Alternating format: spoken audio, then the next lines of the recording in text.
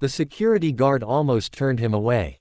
Daniel Carter stood in the marble lobby clutching a thin folder, his suit pressed but clearly old, his tie slightly crooked because he'd tied it in the car while his 6-year-old daughter slept in the back seat. He wasn't supposed to be here. At least, that's what the email said. The interview was scheduled for tomorrow. But daycare had called, his shift at the warehouse had been swapped, and life, as it always did, had shoved him forward without asking permission. So he took a chance. One step through the glass doors of Harrington Global, the most powerful company in the city, and a mistake that would change everything had already begun.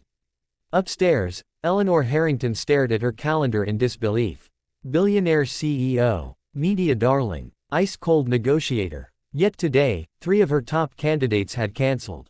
A board meeting loomed, a merger hung by a thread. She hated inefficiency more than anything. When her assistant whispered, "There's a man downstairs who says he's here for an interview," Eleanor didn't look up. "Send him in." 5 minutes, she said. Mistakes were costly, but sometimes they were revealing. Daniel walked into the office feeling the weight of the room crush his lungs. Floor-to-ceiling windows. Awards lining the walls. A woman behind the desk whose name was known across continents. Eleanor Harrington finally looked at him, and something flickered, confusion, then curiosity. He wasn't polished like the others. No Ivy League arrogance. No rehearsed confidence. Just tired eyes and a quiet steadiness that didn't beg to be seen. "You're early," she said. "Yes, ma'am," Daniel replied. "Or late. Depends how you look at it." That almost made her smile. She began with standard questions.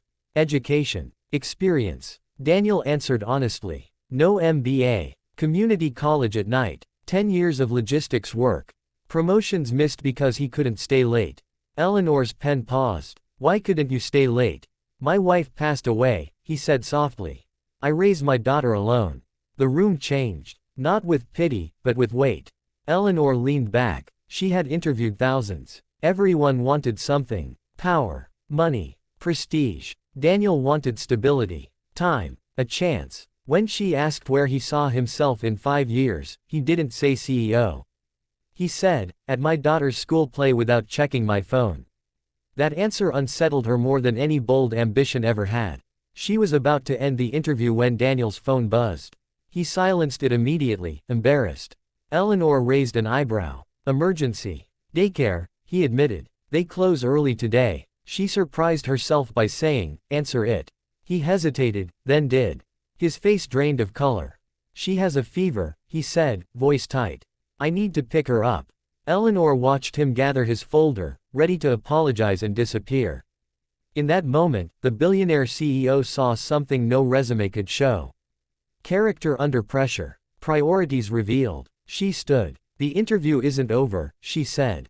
"Bring her here." Daniel froze. "I'm sorry. My company has a medical suite," Eleanor continued.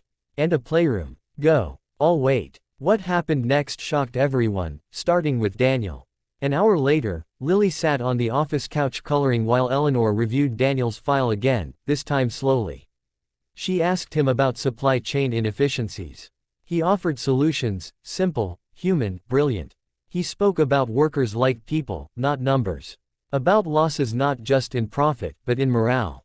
Eleanor felt something crack inside her, something she'd buried under quarterly reports and headlines. The board burst in unexpectedly. 6 executives stopped cold at the sight of a child in the CEO's office.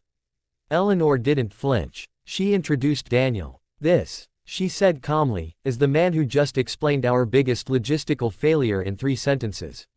Silence. Daniel thought he was about to be escorted out. Instead, Eleanor did something no one expected. She canceled the board meeting.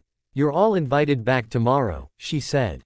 "I'm hiring him." Gasps. Protests. Whispers. "On probation," she added. "And with flexibility. Because talent doesn't always arrive wrapped in perfection." Daniel didn't speak. He couldn't. Lily looked up and asked, "Daddy, is this a good place?" He knelt beside her. "I think it might be." Over the weeks that followed, Daniel transformed departments not by force, but by listening. Productivity rose. Turnover dropped. People smiled again. Eleanor watched from a distance, disturbed by how much she admired him.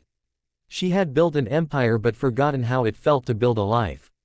One night, She stayed late and found Daniel asleep at his desk, Lily curled in a chair nearby during a late audit. Eleanor draped her own jacket over the child. That was the night she understood leadership wasn't about control, it was about care. Months later, at a company-wide event streamed to millions, Eleanor announced a new initiative: family-first corporate policy, flexible schedules, on-site childcare. Stocks dipped briefly, then soared. The world applauded her vision. But she knew the truth.